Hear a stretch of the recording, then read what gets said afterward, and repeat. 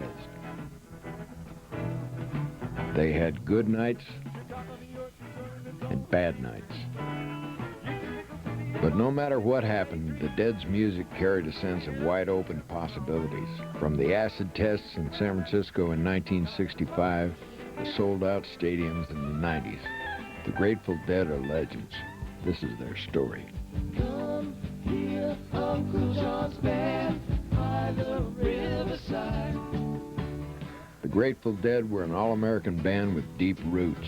They played country and blues, gospel and rockabilly, old folk songs and new ones with a traditional twang.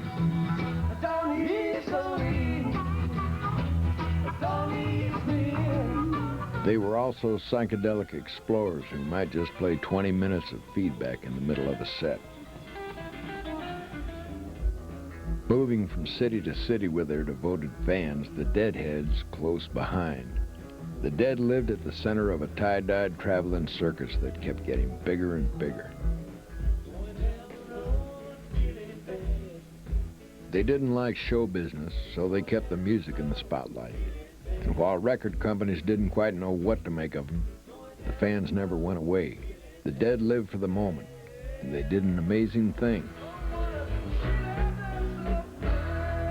They made their moment last for 30 years. In the early 1960s, San Francisco was where the Beat generation passed the torch to the hippies. Poets held forth at coffee houses in North Beach, and beatniks would hang around the City Lights bookstore. There were folk singers and jazz cats. There were earnest college students and tough bikers. There was also a cultural catalyst, an experimental drug called LSD. The Grateful Dead absorbed a little of everything.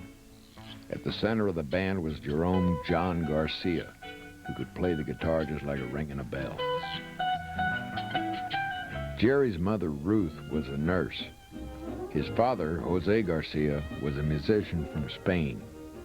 Jose played clarinet and saxophone in swing bands before he settled down to run a bar. Jerry was born in 1942 and named after Jerome Kern, the Broadway giant who wrote Old Man River and Smoke Gets in Your Eyes. Jerry's childhood was marked by misfortune. When he was 4 years old, he lost half a finger on his right hand, chopped off by his older brother while they were splitting wood. When Jerry was 5 years old, he saw his father drown in a fishing accident. For the next 5 years, his grandparents raised him while his mother worked. I got my first guitar when I was 15, on my 15th birthday. I played around with it for a year before I learned how to tune it properly. It was 1957 and rock and roll was brand new. That same year, Jerry also discovered marijuana. On weekends, he was going to classes at the California School of Fine Arts in North Beach learning to paint. Then he practiced his guitar, country, jazz, blues, and folk songs. Jerry dropped out of high school and tried the Army, but after going AWOL 8 times in 9 months, he was discharged. It was the early 1960s, the day of the hootenanny, and Jerry started playing around the folk scene near Stanford University. For a while, he had a duo with a poet named Robert Hunter, who would become the main lyricist for the Grateful Dead. Garcia was at a music store buying a banjo when he got to talking to a drummer named Bill Kreutzmann. They hit it off, and Jerry got a job at the store, selling instruments and teaching guitar. One of his students was a 16-year-old named Bob Weir. By early 1965, Jerry, Bob, and Bill were working together in a folk group called Mother McCree's Uptown Jug Champions. For blues songs, the singer was Ron McKernan, better known as Pigpen. He was this 15-year-old kid who hung out in Palo Alto, cutting school all the time and drinking wine, and played harmonica, and his father was the first rhythm and blues disc jockey in the Bay Area. It was an interesting thing about Pigpen. So he grew up with the blues and R&B. Pigpen looked like a biker. He wanted Mother McCree's Uptown Jug Champions to plug in, and soon he convinced Jerry, Bob, and Bill. The jug band turned into the Warlocks. They needed a bass player, and they chose a music major named Phil Lesh. a friend of Garcia's who loved modern jazz and electronic music. After 2 weeks of practice on the electric bass, he was in the Warlocks. And there they were, a mismatched gang brought together by music. Phil Lesh, the intellectual, Billy Kreutzmann, the hard-swinging drummer, Jerry Garcia, the folky, Bob Weir, the eager kid, and Pigpen, the blues-loving biker. Pigpen was a drinker. The others were more interested in mind-expanding drugs. In December 1965, the Warlocks got a gig as the house band at Ken Kesey's Acid Test. Kesey, who wrote One Flew Over the Cuckoo's Nest, started the Merry Pranksters, a group of psychedelic practical jokers. The pranksters put together public parties called acid tests, where they served Kool-Aid mixed with LSD, which at the time was still legal. There were strobe lights and beatniks spouting poetry on the sound system. People danced and painted their faces and watched the walls melt. As the band played at the acid tests, their basic blues and country songs turned freeform. Beginning with the first acid test, the band used a new name. One night they were thumbing through a dictionary and Garcia was struck by the phrase Grateful Dead. According to folktales, if someone pays the debts of a corpse, the ghost of the Grateful Dead band comes back to help his benefactor. Weir and Kreutzmann didn't like it, but the name stuck. In 1966, the Dead were regular performers at the Avalon Ballroom in the Fillmore, playing almost every weekend. They moved into an old Victorian mansion in the center of Haight-Ashbury, and soon it was filled with girlfriends, engineers, and pals. Neil Cassidy, the inspiration for Jack Kerouac's On the Road, had the attic room. It was chaotic, people stopping by day and night. Fans wandered in the unlocked front door. It was all one big family. By then, the rest of the country had realized something was going on in San Francisco. When it got really weird in the Haight-Ashbury, when we woke up one morning and there was the Gray Lines tour bus out in front of our house. Record company scouts came to the Bay Area. The record companies were regarded in San Francisco at that time as kind of robber barons who would just come in and plunder whatever they could. Riding their local reputation, the Dead drove a hard bargain and signed with Warner Brothers Records. The deal gave them unlimited studio time. The Dead's first album didn't exactly burn up the pop charts, but FM radio stations played it, and with a record in the stores, the band could tour beyond the Bay Area.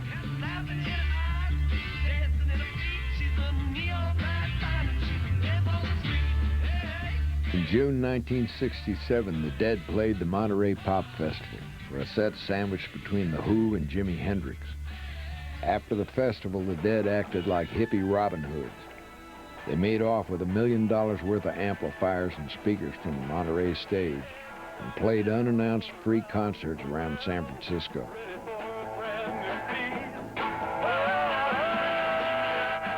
At the end of the week, they gave all the equipment back. By the end of the Summer of Love, Haight-Ashbury was overloaded and turning mean. Unscrupulous characters were moving in, selling bad drugs and preying on the new arrivals. On October 2nd, 1967, the police raided the Dead's house and busted the residence for marijuana possession. It was front-page news in San Francisco and was headlined in the first issue of Rolling Stone. The legal repercussions weren't serious, but reality was setting in. The Grateful Dead took on a second drummer, Mickey Hart from New York. He had played military music in Air Force bands and gave the rhythm section a jolt of adrenaline. For their second record, the Dead wanted to make a unified album, not just a collection of songs. Anthem of the Sun was a non-stop collage that mixed live shows and studio tracks, elaborate songs, and electronic noise. The band worked on their next album, Oxo Moxa, for 8 months, assembling most of the songs track by track instead of performing them together. There was tension in the studio.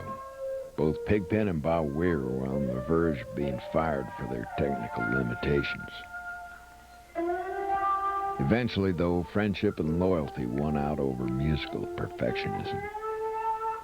But none of their albums sold well, leaving the Dead in debt to Warner Brothers to the tune of $180,000. Any musician who's making records, who's appearing, doing things like that, is basically, they're working for some unknown group of businessmen somewhere. That's an unfortunate thing. Why is something like music a business? The road was more rewarding. Concerts meant converts, so they toured from coast to coast. In 1969, the band played 152 shows and released Live Dead, the first of many concert albums. They also played the Woodstock Music and Arts Festival. The stage started to sink on one side. It became a little lopsided. Then the PA went off. Then we were supposed to play. It wasn't the Dead's night. They consider Woodstock one of their worst shows ever. The Bay Area's own big festival, Altamont, headlined by the Rolling Stones, turned into a worse mess. There were fistfights and bad vibes everywhere. It was like hell. You know, it was like a nice afternoon in hell. During the Stones set, a man was knifed to death. The Dead decided not to play. Hippie freedom had brought madness as well as enlightenment. It was time to ease back from the edge. Even before Altamont, the Dead had been cooling out audiences with country songs and making part of the sets acoustic. Cold mountain water, the G merchants not. As the 1960s ended, Bob Dylan had turned toward country, and groups like The Band, The Byrds, and Crosby, Stills and Nash followed. As the 70s began, the Dead wanted to turn back to unadorned storytelling songs. The result was Working Man's Dead, released in May 1970. American Beauty followed it 6 months later. Garcia's mother and Lesha's father both died during the making of American Beauty. But it's an album filled with consolation and hope. American Beauty became the Dead's first gold album. What a long, strange trip it's been, the band sang in trucking. They had only been together for 5 years. Most of the trip was ahead of them. Pigpen, who had helped turn the Dead into an electric band, was now the odd man out.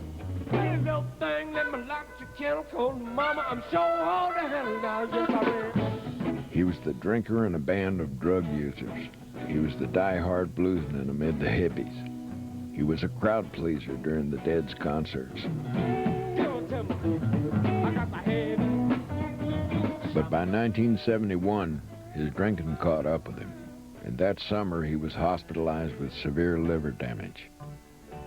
He stopped drinking and went back on tour with the band. He sang on the album Europe 72.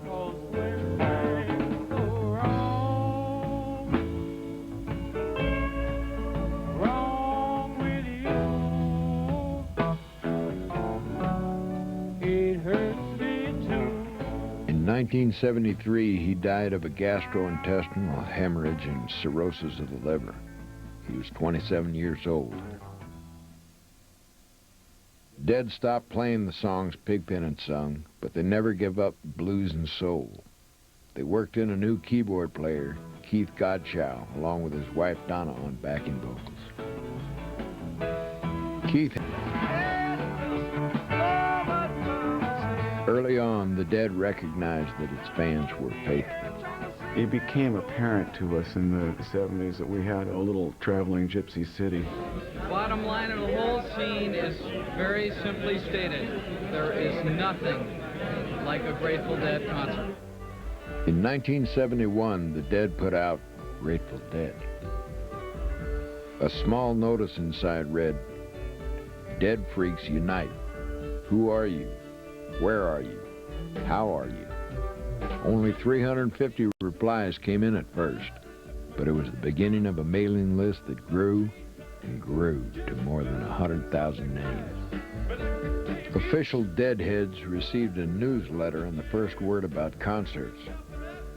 Eventually, the Dead would be able to sell out shows by just word of mouth. The Dead weren't playing clubs or ballrooms anymore. They were touring stadiums. That meant they had to put together a professional business operation. It also meant they had to fill bigger places with sound. In 1974, the Dead started touring with what they called the Wall of Sound. It was 3 stories high and weighed 23 tons, with 641 speakers pumping out 26,400 watts. The Dead finished their contract with Warner Brothers in 1973. We decided, hey, you know, we got to be able to do better than this. We got to be able to be more humane than these people are. We got to be able to be more fair than these people are. Let's just do it ourselves. We might not make as much money, but I guess my bet is we will. We just won't get taken for as much. Grateful Dead Records made its debut in the record stores in November 1973 with Wake of the Flood, a new studio album. 7 months later, the Dead's label released From the Mars Hotel.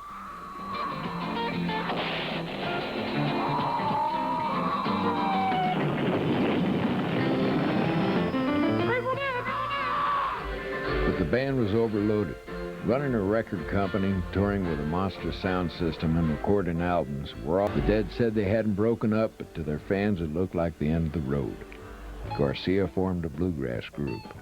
Weir worked with another band, Kingfish. By the time they made the next Dead album, Blues for Allah, Grateful Dead Records was in financial trouble. The soundtrack for the Grateful Dead movie Steal Your Face was the label's last album. At one point in the mid-70s, we were all carrying briefcases, and we had our own record company. That was pushing it too far because it took up too much of our time. The Dead decided to be a little more businesslike, and in mid-1976 went back on the road, but with a manageable sound system and a manageable schedule. Right outside this lazy summer. They signed up with Clive Davis at Arista Records, who had some ideas about selling a few albums. For the first time in a decade, the Dead worked with a producer from outside the band. Keith Olsen, who had made huge hits with Fleetwood Mac, produced Terrapin Station.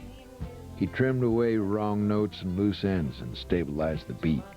It was kind of fun working with different guys for a while and, you know, getting a different slant on the recording process and the whole methodology of it. The Grateful Dead were getting professional, and if the results didn't seem to mean much at the time, they would in years to come. From the late 1970s onward, the Dead developed a comfortable routine for their 6 months on the road, playing about 70 shows a year.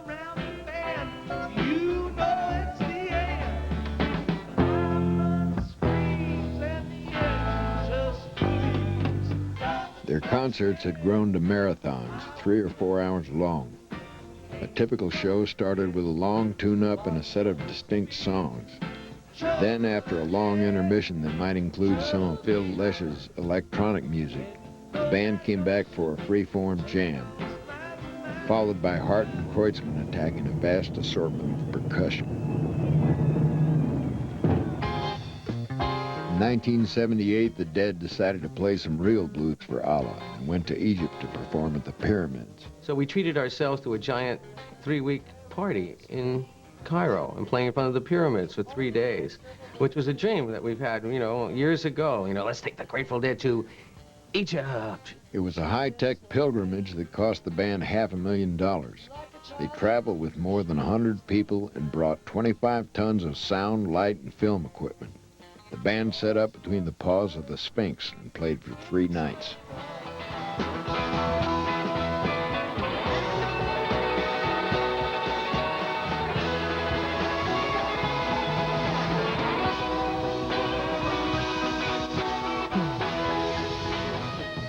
The Grateful Dead's fans continued to be loyal. Deadheads would take leaves of absence from jobs or school, pile into a van, and follow the band around the country. It's part of one of the last remaining adventures. You can't ride the rails anymore in America. You know, it's tough to hitchhike even, But you can have an experience out on the road with the Grateful Dead. You can follow the band around for a tour. You can have those kind of adventures.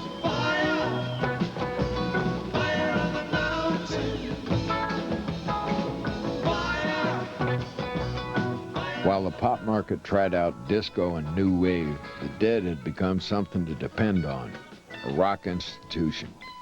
They had created their own world. But they still weren't selling anywhere near as many records as they were concert seats.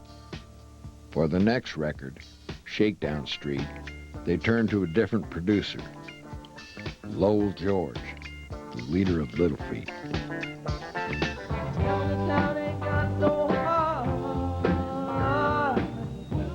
Some disgruntled old fans complained the Dead had gone commercial, dismissing the album as disco dead. We came up with a couple of disco tunes, or quasi-disco tunes. I won't name them, you'll have to go find them. George convinced the band to do a Rascals song Pigpen used to sing, Good Lovin'. Well, I was feeling, oh, sort of bad, y'all. Asked my family doctor about what I had, y'all. Good Lovin' got some radio play, but it wasn't the hit they hoped for. Mr. MD, oh, can you tell me?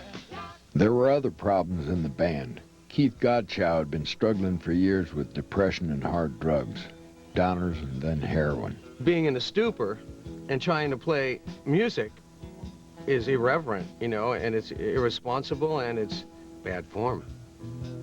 By the late 1970s, Keith's playing was going downhill. Sometimes he even nodded out on stage. Keith and Donna were sort of going into a different direction. They were locked too much into their own family drama. It was like a soap opera, you know, really. It was difficult for both of them, Donna and Keith. It was taking energy away from the band itself. So it was logical that they move on. Late in 1978, Keith and Donna Godchow agreed to quit the band. They played their last show in 1979. Just over a year later, Keith Godchow was killed in a traffic accident. A new keyboardist moved into the Dead's hot seat, Brent Midland, who had been working with Weir in one of his side projects, Bobby and the Midnights. He never got over feeling he was the new guy. So when he fit right in, I mean, he was an excellent player, an excellent singer, excellent writer. Midland brought a whole array of keyboards, not just piano and organ, but synthesizers, giving the music a new sparkle.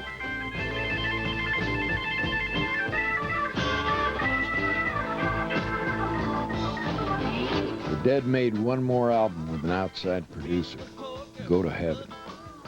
Again, they aimed for music that might get played on the radio, and the single, Alabama Getaway, reached the lower half of Billboard's Hot 100. Alabama, get away, get away. Alabama, get away, get away. Only way to please me is just to walk away. Although Go to Heaven reached number 23, it was the last album the Dead would make in the studio for 7 years. We were never a recording band. I never looked at the Grateful Dead in those terms. Grateful Dead was in the moment, live, in front of an audience, and without a net. In 1980, the band again returned to its roots by opening a series of shows at the Warfield Theater in San Francisco and Radio City Music Hall in New York with acoustic sets.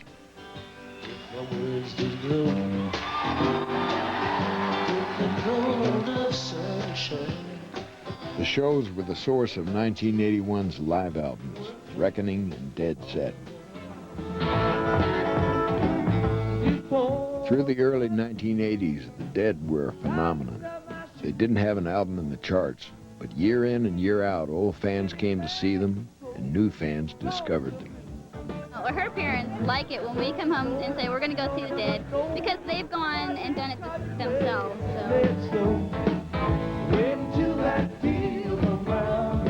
The Dead looked after deadheads. They began selling 20 to 40% of concert tickets by mail order, bypassing scalpers and long lines. As the money rolled in, the Dead started the Rex Foundation to give money to worthy causes. Most of the 1980s deadheads were not graying baby boomers, but the boomers' children, wearing tie-dyed T-shirts and looking for the spirit of the 1960s in the era of Ronald Reagan and MTV. In the Dead, they heard freedom and risk and teamwork, as well as good time music with deep roots. To the general public, it might have seemed that the Dead had disappeared, but the fans and concert promoters knew differently. Wherever the Dead played, they could expect the place to sell out. Year after year, they were one of the highest grossing acts on the concert circuit. Dead concerts became a tribal phenomenon. Deadheads arrived early at stadium parking lots where vendors sold homemade t-shirts, home-cooked food, clandestine drugs, and a huge selection of old Dead concert tapes. Actually, we sell something that's really different. It's called a Daydreamer, and it's a purple mask that you put over your face, and you blow into a tube at the base, which makes a wheel spin inside, and you look toward the sun and keep your eyes shut, and it sends quick pulses of light through your eyelid, and it stimulates the retina and makes you see spiraling colors and patterns. Inside the shows, one corner looked like a forest of microphones on poles. It was the tapers section, where the Dead allowed fans to record shows without hassle. Unlike most bands, the Dead weren't worried about bootlegs. That's what we provide for people is music, and however they want to appreciate it, if they want to have it and hold it on tape, they're certainly free to do that. You know, some of those tapes represent big moments for some people, I guess. But not all was well. Local police and the Drug Enforcement Administration figured out that there would be drug use at Grateful Dead concerts. They moved in on the parking lot parties, using plainclothes detectives and tie-dyed clothes to bust deadheads. And quietly, mostly off stage, drugs were taking their toll on the band. Garcia had moved from LSD to cocaine to a potent form of heroin called Persian White. He had been the band's most prolific songwriter and motivator, and as his attention wandered, the band went on autopilot. A few new songs were played on stage as the band continued to tour, but the Dead didn't get around to recording them. As thousands of Deadheads watched, Garcia got heavier and more sluggish.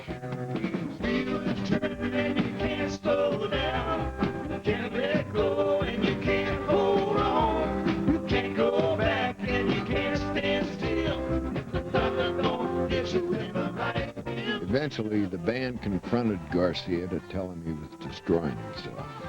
They demanded that he make a choice, his drug habits or the band. Garcia said in that case he'd take the drugs. The others backed down. We knew Jerry's health wasn't good. We had tried to get him into rehab. We tried to do everything. We did everything we possibly could, from just individuals talking to him to full scale, the whole band going up, marching up and knocking on his door. He had to do it his way. In January 1985, Garcia was arrested in San Francisco's Golden Gate Park, where the Dead had played so many times. He was sitting in his BMW, and a cop came over because he saw a lapsed registration. When he searched the car, he found packets of heroin and cocaine. Garcia promised to enter a drug treatment program. And in fact, he never did go to rehab that time. The reason he got sick was because he tried to quit. So, and he tried to quit without any medical supervision or help or anything like that. Jerry's addiction had taken a toll. During the Dead's 1986 tour, Garcia collapsed in a diabetic coma and was near death for 5 days. When he awoke, his first words were, "I'm not Beethoven." After the coma, Garcia had to relearn the guitar. He spent 3 months working through scales and chords, getting his reflexes back. When Garcia was fully revived, he felt he had been given a second chance, and the band perked up with him. They always love it when I don't die. I always get a lot of mileage out of that. After their long hiatus, the Dead decided to make another album. In the Dark, the Dead's first studio album in 7 years, was released in July of 1987. The songs weren't brand new, and thanks to concert tapes, some of the Deadheads could sing along on every word. But somehow, this time the Dead reached the pop market. The album went to number 6, I think, and the single went to number 9, and it was, you know, it was exciting. It was like, wow, look, we got a top 10 record. Can you believe it? A top 10 record. It was the Dead's first top 10 album after more than 20 years of recording. There was even a music video.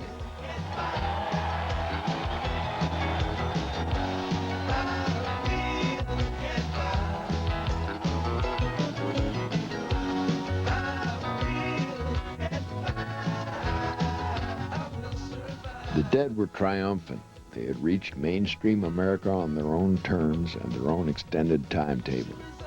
They had their first platinum album, Within the Dark. With full-fledged pop success, the Grateful Dead had a huge new audience, for better and for worse.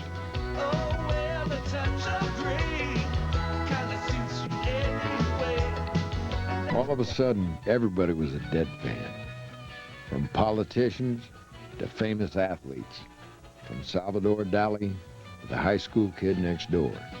Bands inspired by the Dead appeared all over America, jamming at clubs for tie-dyed dancers who wanted room to twirl. To people who were just finding out about the band, Dead concerts looked like a chance to get happy and get crazy. It was a little vacation to the late 1960s. The parking lot parties got bigger, with more hustlers on the fringes. Just as Haight-Ashbury had been overrun once it was discovered, the Dead's traveling show began to feel less like a family reunion and more like a mob. Yet the music was getting stronger. Garcia was playing with renewed purpose, and the band felt vindicated.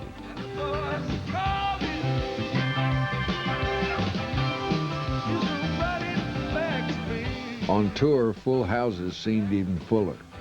But the Deadhead party threatened to spin out of control. In 1989, the year the Dead released their last studio album, Built to Last, violence started to crop up.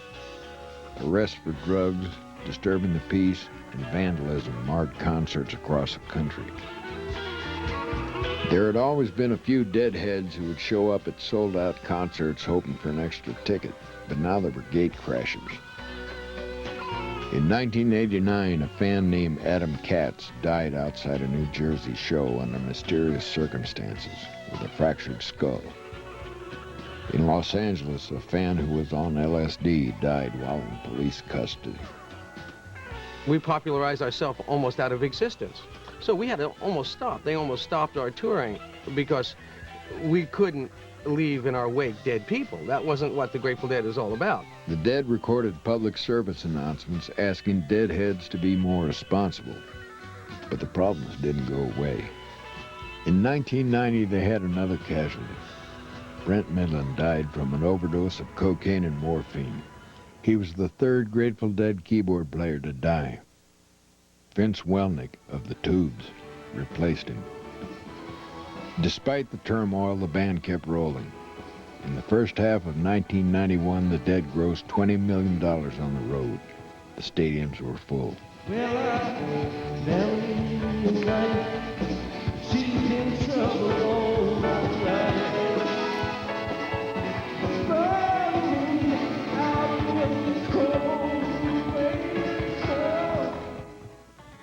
The band invited jazz musicians like David Murray and Branford Marsalis to sit in, keeping the surprises coming. Garcia also went public as a painter. Soon afterward, he introduced a line of neckties splashed with his abstract designs. They sold in the millions. But Garcia was weakening again. In 1991, he told Rolling Stone that he felt like the band was running on inertia, losing its spirit.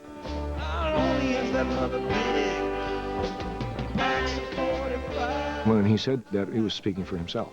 That was when he was running out of inertia. As he was declining, we had to pick up the slack. The band got more momentum together, almost in spite of Jerry. In 1992, he collapsed from exhaustion. I've been sort of declining for a long time without really thinking about it, but I was just very tired. I had very little energy. It was difficult for me to move around even. The band canceled a tour, and once again Garcia vowed to shape up.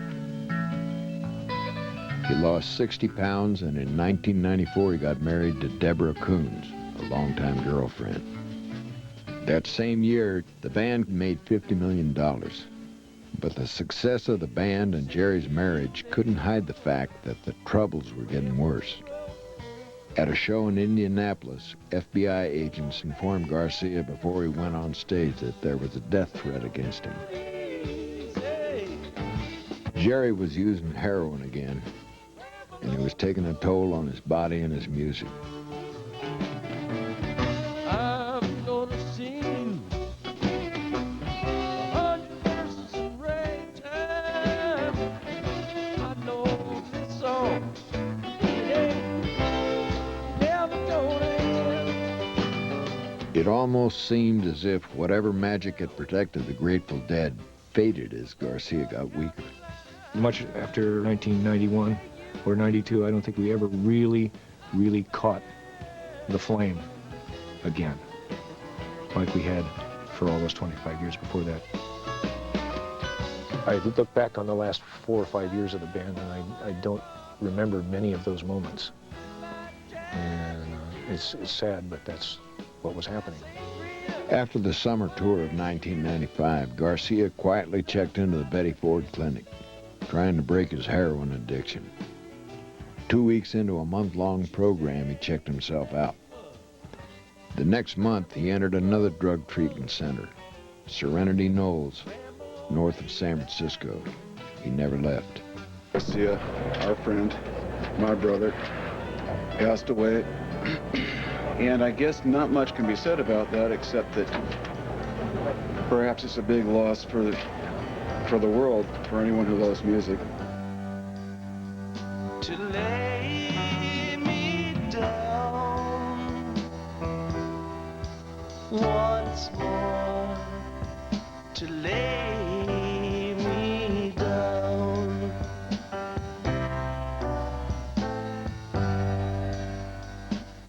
Jerry Garcia's death brought an outpouring of grief across America.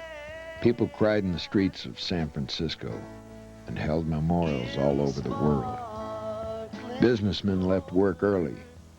The Republican governor of Massachusetts wore a black armband. The mayor of San Francisco raised a tie-dyed flag over City Hall. Even the president of the United States felt the loss. Well, he was just a great talent. I mean, he was a genius. He had a great gift. And so I was very sad when he died. He had at least 2 generations of Deadheads, you know. I was really pleased to see the Grateful Dead have one more great run around the country, you know, in the last couple of years, and see all these young teenagers, you know, gravitating to a group that all of us liked 20 or more years ago.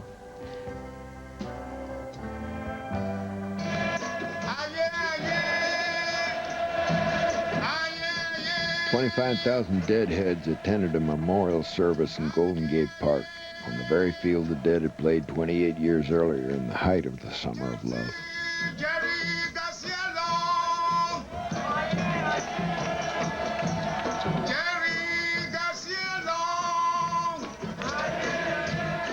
Now that the singer is gone, where shall I go for the song? Jerry, God bless you. Go with God. I love you. We shared thousands of great grooves, magic moments. All of us. Take your heart, take your face, and reflect back some of the joy that he gave you.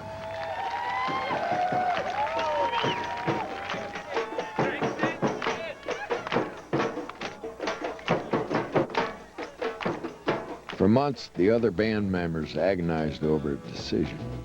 Could the band continue without Garcia? The Dead supported a huge organization, from road crew to T-shirt vendors with pensions and health insurance like any other corporation. But in the end, they agreed there could be no Grateful Dead without Jerry. You know, after Jerry died, that was it. We did it with everything we had. We had a great time for many years. And there was a lot of suffering. There was a lot of pain. There was a lot of joy. We brought a lot of good feeling. We spread our dust around the world. And it's a lot to have done in your lifetime. In December 1995, the band announced that after 30 years, their long, strange trip was over. For Deadheads, it was the end of an era, but the music didn't stop. The Dead left behind a vault full of unreleased recordings, enough to keep new albums coming for years. In 1996, several live recordings were released as part of the Dick's Picks and From the Vault series. The Arista years collected the band's most popular music from 1977 until the end. In June of 1996, the surviving members of the band performed together at a concert as part of the San Francisco Symphony's An American Festival series. Michael Tilson Thomas, the symphony's conductor, jammed with the band. Then came another summer, and with it another kind of tour. The Dead survivors and friends organized the Further Festival, named after the sign on the Merry Pranksters bus. Bob Weir and Mickey Hart brought their own bands, sharing a bill with Dead friends like Los Lobos and Hot Tuna. Of course, there was a jam session.